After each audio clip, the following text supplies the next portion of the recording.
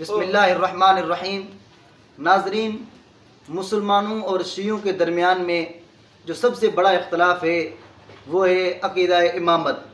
شیعوں کے ہاں انبیاء اکرام کے بعد ائمہ کا سلسلہ جاری ہوتا ہے اور وہ ائمہ اکرام کو بہت بڑا مقام دیتے ہیں۔ ان کے نزدیک امام کی اطاعت کرنا فرض ہے اور وہ رب کی طرف سے مقرر ہوتا ہے اور وہ معصوم ہوتا ہے۔ حالانکہ یہ وہی اوصاف ہیں جو انبیاء اکرام میں ہوتے ہیں۔ شیعہ ائمہ اکرام کے لیے یہ اوصاف کا قائل ہے کہ ائمہ اکرام کے اندر بھی ان تین اوصاف کا ہونا ضروری ہے۔ ناظرین، امامت کا جو لفظ ہے یہ لغت کے اعتبار سے اگر دیکھا جائے تو اس کی معنی صرف پیشوا ہے، رہنما، خواہ وہ اچھے کاموں میں ہو یا برے کاموں میں ہو، اور اسی معنی میں یہ لفظ قرآن مجید میں بھی استعمال ہوا ہے۔ جیسا کہ اللہ نے فرمایا وَجَعَلْنَاهُمْ أَئِمَّةً يَهْدُونَ بِأَمْرِنَا، کہ ہم نے ان کو امام بنایا، پیشوا بنایا اور وہ ہمارے حکم سے ہی لوگوں کو ہدایت دیتے ہیں۔ تو یہاں جو لفظ امام استعمال ہوا وہ نیک امام کے بارے میں ہوا، اچھے رہبر اور اچھے پیشوا کے بارے میں استعمال ہوا۔ اسی طرح اللہ تبارک و تعالیٰ نے دوسری جگہ فرمایا وَجَعَلْنَاهُمْ أَئِمَّةً يَدْعُونَ إِلَى النَّارِ، کہ ہم نے ان کو امام اور پیشوا بنایا اور وہ جہنم کی طرف دعوت دیتے ہیں۔ یہاں جو لفظ امام استعمال ہوا ہے وہ برے پیشوا کے لیے استعمال ہوا ہے، اور سنیوں کے ہاں یہ لفظ اسی معنی میں استعمال ہے جس معنی میں قرآن میں استعمال ہوا ہے۔ اچھا ہے پیشوا، اس کو بھی امام کہتے ہیں، بھائی اچھے لوگوں کا امام ہے، اور کسی برے کام میں کسی رہنمائی کر رہا ہے جی وہ برے لوگوں کا امام ہے اور برے لوگوں کا مقتدا ہے۔ لیکن شیعوں کے ہاں جو لفظ امام استعمال ہوتا ہے وہ ان کی بہت بڑی فضیلت بیان کرتے ہیں۔ ان کے نزدیک امام صرف وہی ہوتا ہے جو نبی کی طرح معصوم ہوتا ہے اور اس کی اطاعت فرض ہوتی ہے، اور اپنے زمانے میں وہ سب سے زیادہ افضل ہوتا ہے، بلکہ یہاں تک کتابوں میں درج کیا ہے کہ جو ائمہ ہوتے ہیں وہ پہلے نبیوں سے بھی افضل ہیں۔ اسی طرح تیسری یہ اس کے لیے امام کے لیے شرط ہے کہ وہ اللہ اور اللہ کے رسول کی طرف سے مقرر کیا ہوا آتا ہے، لوگ اس کو مقرر نہیں کرتے۔ اب سوال یہاں یہ بنتا ہے کہ آخر شیعہ حضرات کو اس چیز کی ضرورت کیوں پڑی کہ انبیاء اکرام کے بعد ائمہ کو جو ہے معصوم ماننے کی کیا ضرورت پڑی، اس کو معصوم کیوں مانتے ہیں؟ تو جب شیعہ حضرات سے سوال کیا جاتا ہے تو ان کی سب سے جو بڑی دلیل ہوتی ہے ائمہ کے معصوم ہونے کی، وہ یہ ہے کہ ائمہ جو ہوتے ہیں وہ نبی کے نائب ہوتے ہیں۔ جو نائب ہوتا ہے وہ اپنے جو ہے نبی کی طرح اس کا معصوم ہونا ضروری ہے، چونکہ نبی کی تمام کاموں میں اطاعت فرض ہے، اسی طرح امام کی تمام کاموں میں اطاعت فرض ہے۔ نبی معصوم ہے تو اس کا بھی معصوم ہونا ضروری ہے۔ اگر معصوم نہیں ہوگا تو پھر یہ نبوت والا جو کام ہے اس کو صحیح طریقے سے آگے نہیں پہنچا سکے گا۔ ناظرین، ان کا یہ دلیل ہوتی ہے معصوم کے امام کے معصوم ہونے پر کہ امام کے لیے معصوم ہونا کیوں ضروری ہے۔ اس کا سب سے پہلا جواب تو یہ ہے کہ یہ بات کہنا کہ جو نبی کا نائب ہوتا ہے اس کا معصوم ہونا ضروری ہے یہ بھی کہیں سے ثابت نہیں ہے، یہ شیعوں نے اپنا من گھڑت عقیدہ بنایا ہے، اس کا ثبوت کہیں نہیں۔ اور دوسری بات ہے نائب کی تمام کاموں میں اطاعت ضروری نہیں ہے، بلکہ امام کی صرف ان کاموں میں اطاعت کی جائے گی جن کاموں میں وہ اللہ اور اللہ کے رسول صلی اللہ علیہ وآلہ وسلم کے مطابق فیصلہ کرے گا، یعنی قرآن اور سنت کے مطابق فیصلہ کرے گا۔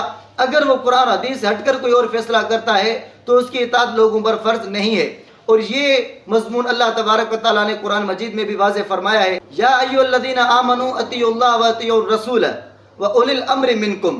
اول تو ان تینوں کی اطاعت کا حکم ہے، لیکن فإن تنازعتم فی شیء، اگر تمہیں کسی چیز میں اختلاف ہو جائے فردوا الی اللہ والرسول، کہ اس چیز کو تم اللہ اور اللہ کے رسول کی طرف لوٹاؤ، مطلب اسی کے مطابق فیصلہ کرو، اب اس کی اطاعت فرض نہیں ہے۔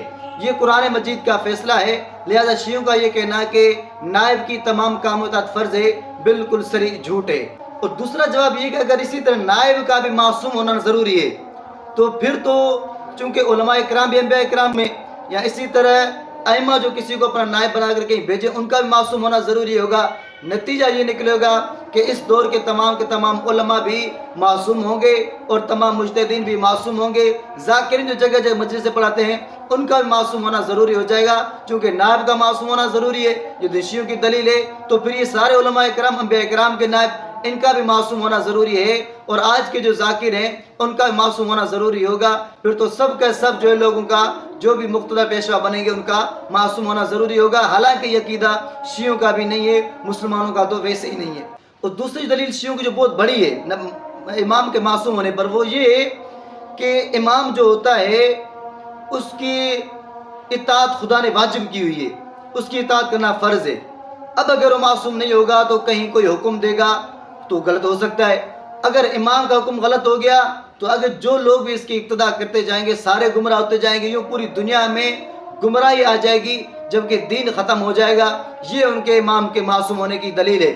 اور ان دلیل کا پہلا حصہ یہ ہے کہ امام خدا کی طرف سے مبعوث کیا ہوتا ہے اور اس کی اطاعت بھی کرنا واجب ہوتی ہے۔ تو امام خدا کی طرف سے مبعوث کیا ہوا نہیں ہوتا، یہ شیعوں کا سری جھوٹ ہے، بلکہ رب کی طرف سے مبعوث کیے ہوتے ہیں، وہ انبیاء اکرام ہوتے ہیں۔ اور نبی کے لیے معصوم ہونا کیوں ضروری ہے؟ نبی کے دو ذمہ داریاں ہوتی ہیں، ایک تو آسمان سے جو وحی وغیرہ نازل ہوتی ہے ان کے دل پر، ایک وہ چیز معاملہ ہے، دوسرا نبی سے آگے امت تک کا معاملہ ہے۔ نبی کے لیے پہلے کام میں معصوم ہونا ضروری ہے، وہ اس لیے کہ خدا کو ہم دیکھ نہیں رہے، اوپر والے سارے معاملات کو ہم دیکھ نہیں رہے۔ اب اگر کوئی انسان ایسا ہو جو گناہ بھی کرتا ہو، پھر وہ اوپر سے دعویٰ کرے کہ رب کی طرف سے حکم آئے تو لوگوں کو یقین نہیں آئے گا۔ یقین دلانے کے لیے انبیاء کرام کا معصوم ہونا ضروری ہے، جبکہ جو امام ہوتا ہے وہ صرف نبی سے لے کر آگے پیغام پہنچاتا ہے، رب کی طرف سے اوپر اس پر کوئی وحی وغیرہ نازل نہیں ہوتی، اس کے لیے امام ہونا کوئی ضروری نہیں ہے۔ لیکن کمال کی بات یہ ہے کہ آج کل شیعہ جو بھی دلیل پیش کرے اس کے مطابق ان کی ساری دلیلیں ختم ہو جاتی ہیں۔ وہ اس طرح کے اس دور میں ایک لمبا عرصہ گزر چکا ہے، شیعوں کے پاس کوئی معصوم امام نہیں ہے، تو شیعوں کا عقیدہ یہ ہے کہ جب معصوم امام نہیں ہوگا لوگ گمراہ ہو جائیں گے۔ اس عقیدے کے مطابق، شیعوں کے اپنے عقیدے مطابق، شیعہ مسلمان نہیں رہ سکتا، مومن نہیں رہ سکتا، چونکہ اس وقت کوئی معصوم امام نہیں ہے۔ اب اگر وہ دلیل میں یہ کہیں جی امام مہدی ہے تو امام مہدی کے معصوم ہونے کا کیا فائدہ، جبکہ وہ عرصے دراز سے غار میں چلا گیا ہے، قرآن بھی ساتھ لے کر چلا گیا ہے، کوئی چیز اس نے ہدایت کے لیے چھوڑی نہیں، اس امام کے ساتھ تعلق بھی نہیں ہے، ان کے ساتھ کوئی واسطہ بھی نہیں ہے، ان کے ساتھ کوئی گفتگو بھی نہیں ہے کہ لوگ ان سے مسائل وغیرہ دریافت کر سکیں، معلوم کر سکیں، تو اس امام کا فائدہ کیا؟ اور وہ بھی پتہ نہیں قبر میں زندہ ہے یا نہیں ہے۔ اگر بالفرض زندہ بھی ہے لیکن باہر لوگوں سے کوئی رابطہ نہیں ہے، تو اس طرح رسول اللہ اپنی قبر مبارک میں زندہ ہیں، انہوں نے قرآن و سنت دی ہوئی ہے، لہٰذا رسول اللہ کے ہوتے ہوئے امام مہدی کا معصوم ہونا اور اس فائدے میں کسی فائدے میں نہیں آتا۔ اس لیے شیعوں کا یہ عقیدہ جس پر پورے مذہب کی بنیاد ہے بالکل باطل ہے، اور یہ پوری امت مسلمہ سے کٹ کر انہوں نے یہ عقیدہ بنایا ہے، جبکہ شیعوں کے پاس امام کے معصوم ہونے پر کوئی بھی صریح دلیل نہیں ہے۔